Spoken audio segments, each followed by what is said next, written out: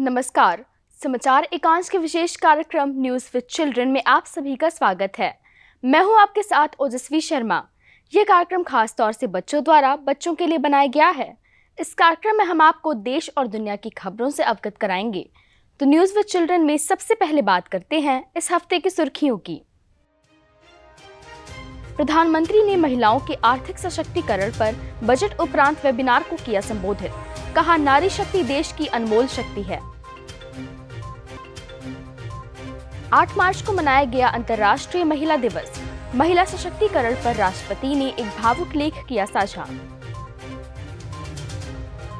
NASA ने इसरो को सौंपा निसार सैटेलाइट। यह सैटेलाइट प्राकृतिक आपदाओं की पहले से देगा जानकारी। खेलो इंडिया 10 कदम प्रतियोगिता की हुई शुरुआत। देश के 10 शहरों में 10 स्पर्धाओं का 31 मार्च तक होगा आयोजन। और अब खबरें विस्तार से। प्रधानमंत्री नरेंद्र मोदी ने डिजास्टर रिस्क रिडक्शन के तीसरे सत्र का किया उद्घाटन। साथ ही सुभाष चंद्र बोस आपदा प्रबंधन पुरस्कार के विजेताओं को किया सम्मानित। प्रधानमंत्री नरेंद्र मोदी ने नई दिल्ली में राष्ट्रीय आपदा जोखिम न्यूनीकरण प्लेटफॉर्म NPDRR के तीसरे सत्र का शुक्रवार को उद्घाटन किया।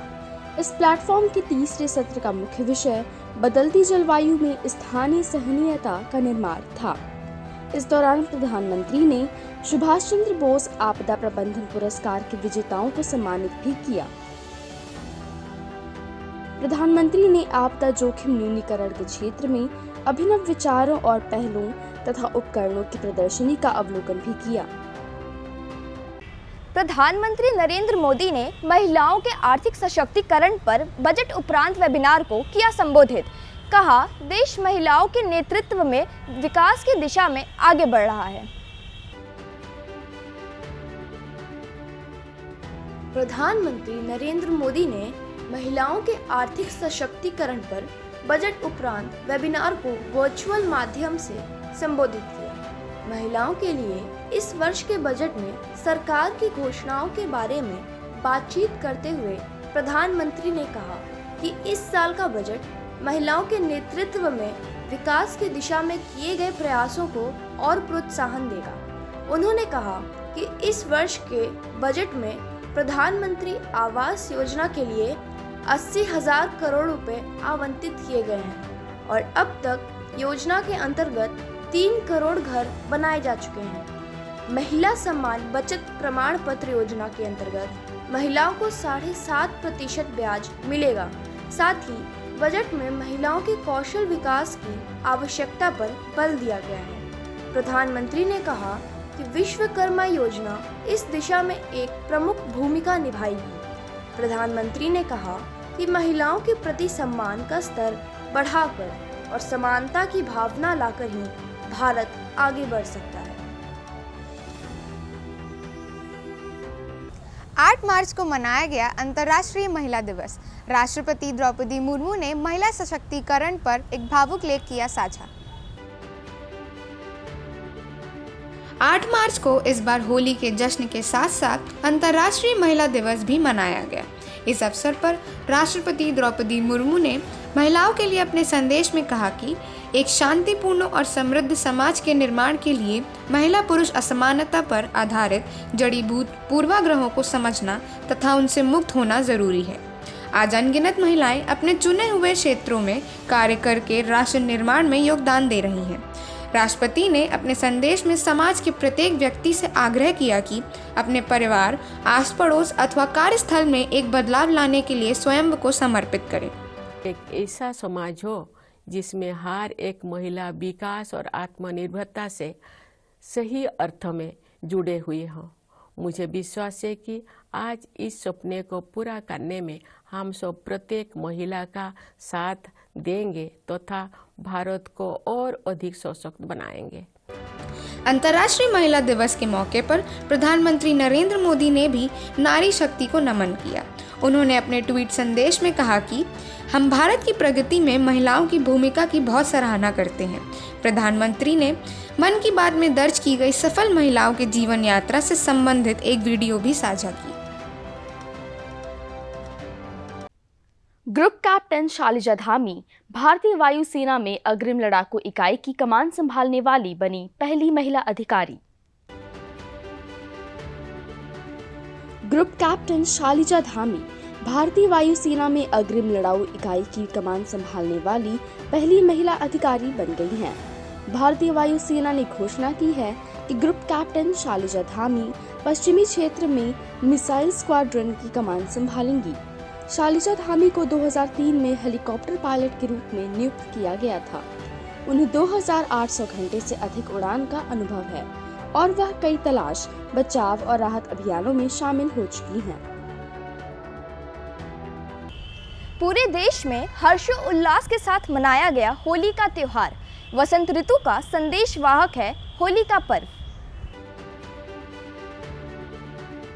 इस हफ्ते होली के त्योहार की धूम पूरे देश और प्रदेश में देखने को मिली। लोगों ने रंग, गुलाल, गुजिया और ठंडाई के साथ होली खेली।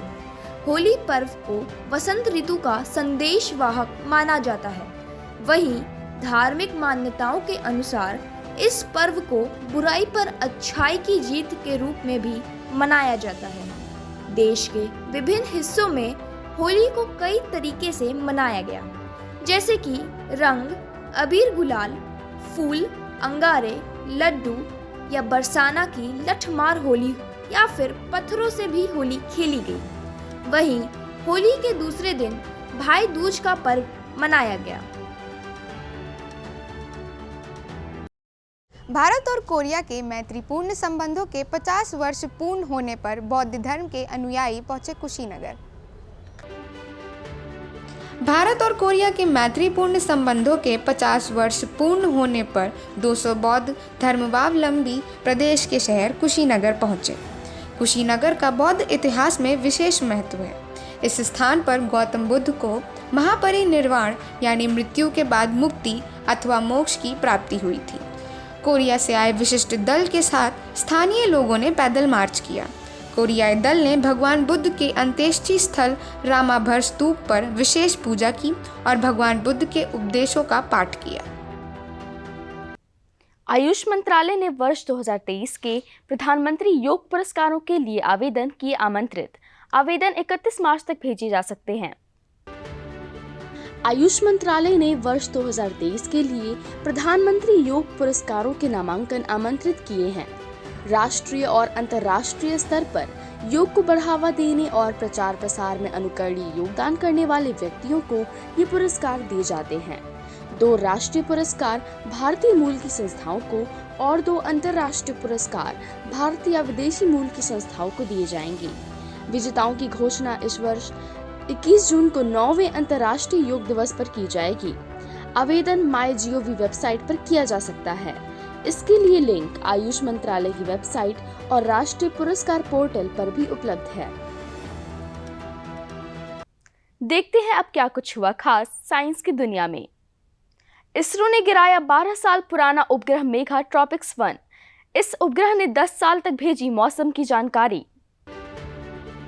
2011 में पृथ्वी की निचली कक्षा में प्रक्षेपित किए MT1 सैटेलाइट के सेवा मुक्त होने पर उसे इसरो ने प्रशांत महासागर में सफलतापूर्वक विघटित कर दिया है। इसरो ने बताया कि सैटेलाइट को मौसम संबंधी जानकारी जुटाने के लिए डिज़ाइन किया गया था। इसे 3 साल के लिए डिज़ाइन किया गया था, लेकिन सैटेलाइट ने 10 वर्ष से ज़्यादा सेवा दी। अमेरिकी स्पेस एजेंसी नासा ने इसरो को सौंपा निसार सैटेलाइट। इस सैटेलाइट से दुनिया को अब प्राकृतिक आपदाओं की जानकारी पहले ही मिल जाएगी। अमेरिकी स्पेस एजेंसी नासा और भारतीय स्पेस एजेंसी इसरो ने साथ मिलकर निसार नामक एक नए सैटेलाइट का निर्माण किया है, जिसे अगले साल तक लॉन्च किया जाना है। नासा ने इसरो को निसार सैटेलाइट सौंप दिया है। निसार का उपयोग इसरो द्वारा एग्रीकल्चर मैपिंग और लैंडस्लाइड प्रोन एरियाज के लिए किया जाएगा। इस सैटेलाइट से दुनिया को अब प्राकृतिक आपदाओं की जानकारी पहले ही मिल जाएगी। सैटेलाइट को 2024 में आंध्र प्रदेश के सतीश धवन अंतरिक्ष केंद्र से लॉन्च किए जाने की उम्मीद है। और अब बढ़ते हैं खेल जगत से जुड़ी खबरों की ओर। अहमदाबाद में बॉर्डर गावस्कर क्रिकेट ट्रॉफी के चौथे टेस्ट मैच में प्रधानमंत्री नरेंद्र मोदी और ऑस्ट्रेलिया के प्रधानमंत्री ने अपनी अपनी टीमों का किया उत्साहवर्धन। अहमदाबाद के नरेंद्र मोदी क्रिकेट स्टेडियम में भारत और ऑस्ट्रेलिया के बीच बॉर्डर गावस्कर क्रिकेट ट्रॉफी का चौथा टेस्ट मैच खेला गया। यह मैच इसलिए भी खास था क्योंकि दोनों देशों के प्रधानमंत्री अपनी अपनी टीमों का उत्साहवर्धन करने पहुंचे थे। ऑस्ट्रेलिया ने सीरीज के आखिरी मैच में टॉस जीतकर पहले बल्लेबाजी करने का फैसला किया। प्रधानमंत्री नरेंद्र मोदी और उनके समकक्ष एंटनी अल्बनीज ने फ्रेंडशिप हॉल ऑफ फेम का उद्घाटन भी किया, जिसमें भारत ऑस्ट्रेलिया क्रिकेट मुकाबलों का समृद्ध इतिहास दिखाया गया है। भारत और ऑस्ट्रेलिया इस वर्ष क्रिकेट मैत्री का 75वां वर्ष मना रहा है। अंतर्राष्ट्रीय महिला दिवस के अवसर पर युवा कार्यक्रम और खेल मंत्रालय खेलो इंडिया 10 कदम प्रतियोगिता का कर रहा है आयोजन। अंतर्राष्ट्रीय महिला दिवस के अवसर पर युवा कार्यक्रम और खेल मंत्रालय 10 से 31 मार्च के बीच खेलो इंडिया 10 कदम प्रतियोगिता का आयोजन कर रहा है। इस दौरान देश के 10 शहरों में 10 स्पर्धाओं का आयोजन किया जा रहा है, जिनमें लगभग 15,000 महिला खिलाड़ी भाग लेंगी। नई दिल्ली के जवाहरलाल नेहरू स्टेडियम में शुक्रवार को खेल मंत्री अनुराग सिंह ठाकुर ने खेलो इंडिया 10 कदम प्रतियोगिता का उद्घाटन किया। दक्षिण अफ्रीका के क्रेग फुलटन भारतीय पुरुष हॉकी टीम के मुख्य कोच नियुक्त किए गए। दक्षिण अफ्रीका के क्रेग फुलटन भारतीय पुरुष हॉकी टीम के मुख्य कोच नियुक्त किए गए हैं। वे ग्राहम रीड का स्थान ले रहे हैं, जिन्होंने इस वर्ष जनवरी में हॉकी विश्व कप में भारत के खराब प्रदर्शन के बाद इस्तीफा दे दिया था। Junior boys Indian kabaddi team ने फाइनल में ईरान को 41-32 से हराकर जीता junior kabaddi world cup. Junior kabaddi world cup में भारतीय जूनियर कबड्डी टीम ने मेजबान ईरान को 41-32 से हराकर जूनियर कबड्डी विश्व कप ट्रॉफी अपने नाम कर लिया है। अंत में खबर अंतर्राष्ट्रीय जगत से। शी जिनपिंग को तीसरी बार चीन के राष्ट्रपति के रूप में चुना गया। उन्हें राष्ट्रीय केंद्रीय सैन्य आयोग के प्रमुख के रूप में भी नियुक्त किया गया है। अक्टूबर में 20वीं पार्टी कांग्रेस में शी जिनपिंग ने सत्तारूढ़ कम्युनिस्ट पार्टी के प्रमुख के रूप में तीसरी बार कमान संभालकर एक मिसाल कायम की थी। भारत के पड़ोसी देश नेपाल में रामचंद्र पौडेल अपने प्रतिद्वंदी सुभाष नेम्बांग को हराकर नेपाल के तीसरे राष्ट्रपति चुने गए। 78 वर्षीय रामचंद्र पौडेल नेपाल के जाने माने राजनीतिज्ञ हैं। नेपाली कांग्रेस के नेता श्री पौडेल उप प्रधानमंत्री और नेपाल की प्रतिनिधि सभा के अध्यक्ष भी रह चुके हैं। रूस और यूक्रेन के बीच अब भी संघर्ष जारी है। रूस ने इस हफ्ते एक बार फिर यूक्रेन में मिसाइल हमले किए हैं। यूक्रेन के ब्लैक सी बंदरगाह नगर ओडेसा, राजधानी कीव और खार्किव में बुनियादी ऊर्जा ढांचे को निशाना बनाया गया और कुछ इलाकों के पावर भी काट दी गई। दोनों देशों के बीच इस जंग के कारण जान माल का अब तक बहुत नुकसान हो चुका है। न्यूज़ विद चिल्ड्रन में आज इतना ही। हमें उम्मीद है कि आपको हमारी कोशिश पसंद आई होगी। अगले हफ्ते आपसे फिर से मुलाकात होगी देश और दुनिया की खबरों के साथ। धन्यवाद। देखते रहिए दूरदर्शन उत्तर प्रदेश।